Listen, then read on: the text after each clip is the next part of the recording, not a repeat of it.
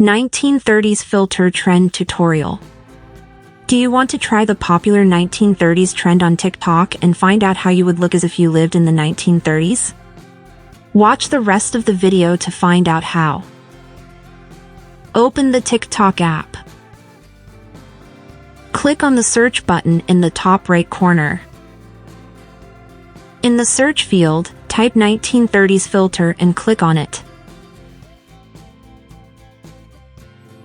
Posts from others with this filter will appear. Click on one of the posts. There is a CapCut option. Try this template.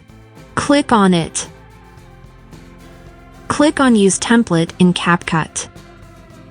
Wait for a few moments and click on Use Template again.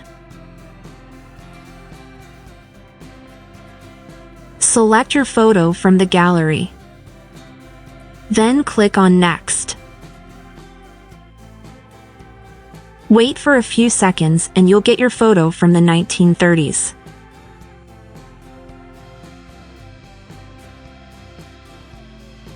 To export the video, click on Export.